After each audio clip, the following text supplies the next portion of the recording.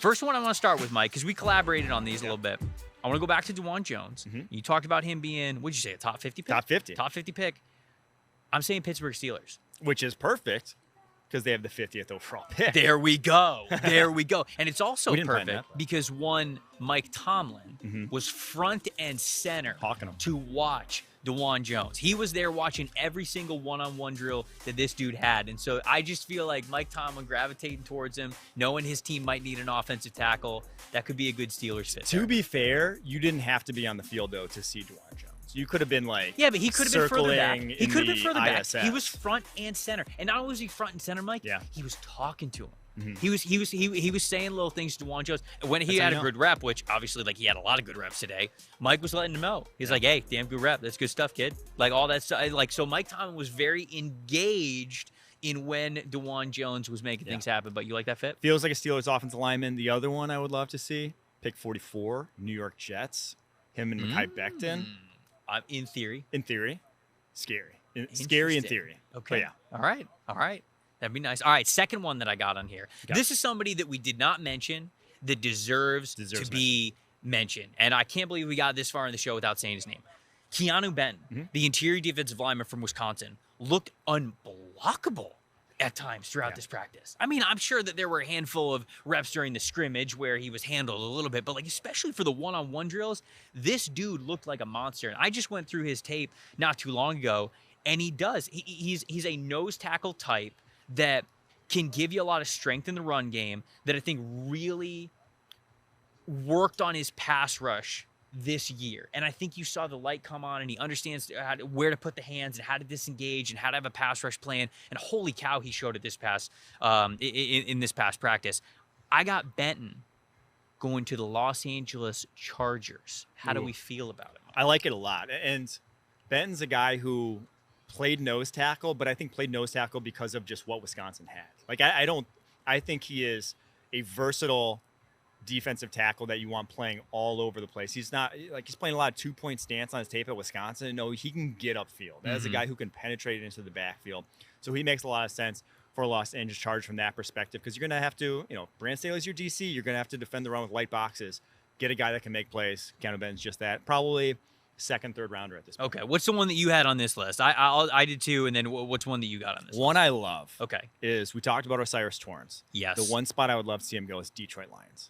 Beef. You want to keep that offensive line. You want to keep this offense Dave as elite as Salfaro's possible. pumping his fist in the background, just so everybody knows. I mean, we see what an offensive line has done for the Philadelphia Eagles, taking them to the Super Bowl. This offensive line, if you had Osiris Torrence, to guys like Jonah Jackson, to guys like Penei Sewell, guys like Frank Ragnow, that is an elite offensive line. That is an offensive line that can move any defensive line off the ball. That's an offensive line I want to play quarterback behind. Pick 18, running in right now. Cyrus Torrence on the board. I love that fit. Wow. Okay. I mean, that is truly making a strength even stronger for the Detroit Lions. Damn. I'll stick along the offensive line with my next one. Yeah.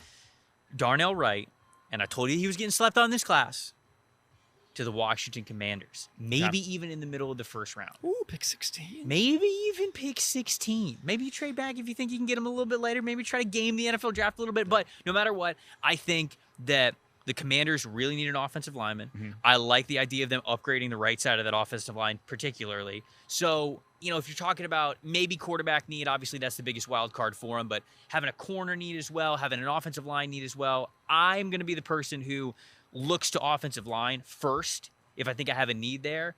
And I just think that Darnell Wright plays that type of game that they would love. I mentioned how much I enjoyed the fact that he just takes the fight to these defensive linemen that are coming at him. I like that feeling of him being able to do that in Washington. So that's the fit that I like. I still love Sam Cosmi there. I still think I wouldn't give up on him. Charles Leno, a little older. Maybe start Darnell right in the interior and let him develop to the outside.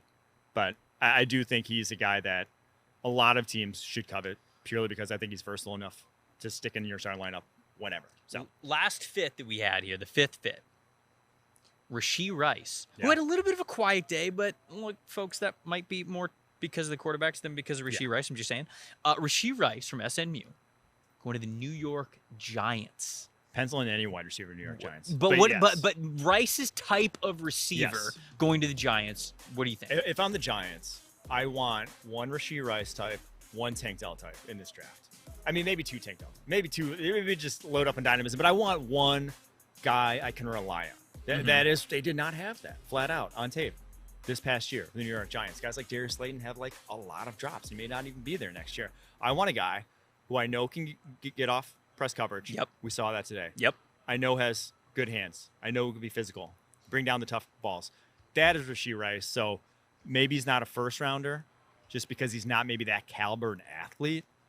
But I think in the second round, pick 58, he's on the board, makes too much sense. And I think the Giants, we often focus on the Giants taking wide receiver in the first round in mock drafts just because we want to acknowledge the fact that they really need it. Oh, yeah. But in reality, this class, I think the NFL really likes this wide receiver class as a much like a day 2, day 3 type of class. Yes. Where you're taking a lot of swings in that regard. So I really feel like the Giants could have their chance to take a guy like this later outside of the first round. So that's somebody that I wanted to note because he can play the X. Like this is a guy who can play on the line of scrimmage. Yeah. You mentioned he's a sideline guy. You can get off press coverage. And he's a contested catch player, right? Mm-hmm. We talk about these slot receivers that could benefit the Giants. And sure, I think there's a lot of guys that could potentially fill in. You mentioned a Tank Dell type getting added to this roster. Definitely.